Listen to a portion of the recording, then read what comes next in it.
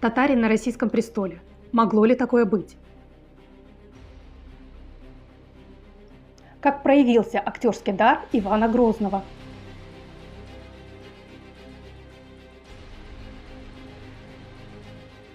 И где искать следы забытого царя?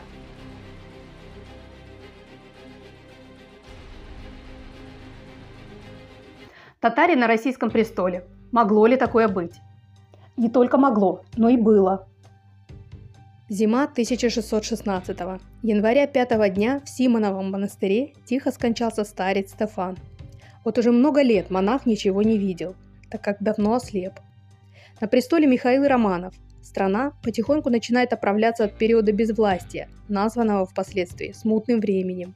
Наступило оно еще в 1584 году со смертью Ивана Грозного. В 3-летнем возрасте Иван IV Васильевич из рода Рюриковичей был провозглашен государем и оставался им до конца жизни. Хотя не совсем так.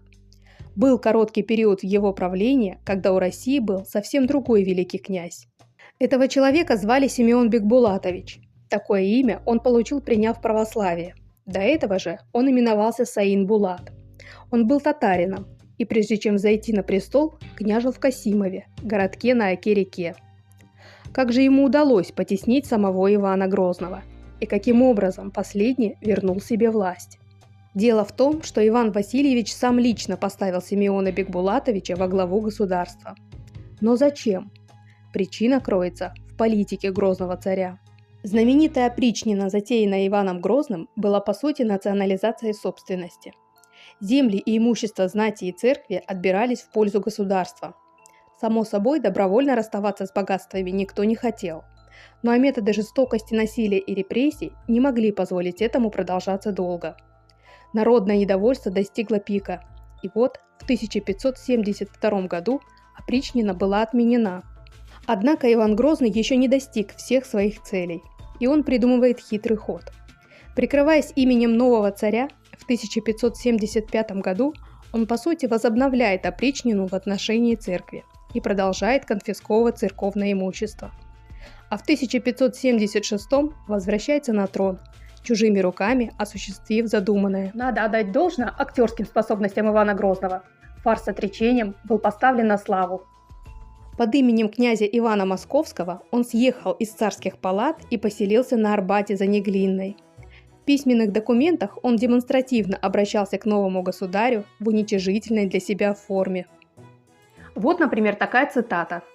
«Государю великому князю Симеону Бекбулатовичу всея Руси Иванец Васильев со своими детишками Иванцом да Федорцом челом бьют». Иностранным послам Иван Васильевич объяснил свой поступок страхом за свою жизнь и жизнь своей семьи. И действительно, к тому времени он похоронил уже 3 скоропостижно скончавшихся молодых жен. У него были все основания полагать, что они были отравлены. Кстати, этих самых послов он продолжал встречать самолично, как и присутствовать в Думе земских бояр вместе с номинальным государем. Но почему же выбор пал именно на инородца Симеона Бекбулатовича? Дальновидный царь справедливо рассудил, что назначь он одного из русских князей, поднимется волна интриг недовольных конкурентов. А тут решение было настолько неожиданным, что все заняли выжидательную позицию. Возражать не осмеливались еще и потому, что по знатности рода Симеон Бекбулатович превосходил любого из царского окружения. Он был потомком Чингисхана и правнуком Ахмад-хана, последнего хана Большой Орды. Спустя 11 месяцев явного маскарада Иван Васильевич освободил от должности подставного царя, а за успешную миссию и преданную службу сделал Симеона Бекбулатовича великим князем Тверским и жаловал обширными земельными наделами. Так бы и жил благополучно бывший царь, но, увы, времена поменялись вместе со смертью его благодетеля и началом смутного времени. У власти один за другим сменялись Борис Годунов, Василий Шуйский, затем Лжедмитрий. И каждый из них видел потенциальную угрозу, хоть и недолгое время, но совершенно законно занимавшим престол человеке. Годунов, например, угостит Симеона отравленным вином, от которого тот хоть и не умрет, но навсегда ослепнет. Лжедмитрий I пострижет в монахи под именем Стефан. Василий Шуйский сошлет на Соловки. Лишь новый законный правитель Михаил Федорович Романов сжалится над старцем, никогда не имевшим ни малейших притязаний на трон. и вернет престарелого Стефана в Москву, в Симонов монастырь, где монах и окончит свои дни, пережив всех своих 6 детей. Его похоронили рядом с умершей несколькими годами ранее женой, также постриженной когда-то в монахини. На его надгробии было написано: «Лето 7124 представился раб Божий, царь Симеон Бекбулатович».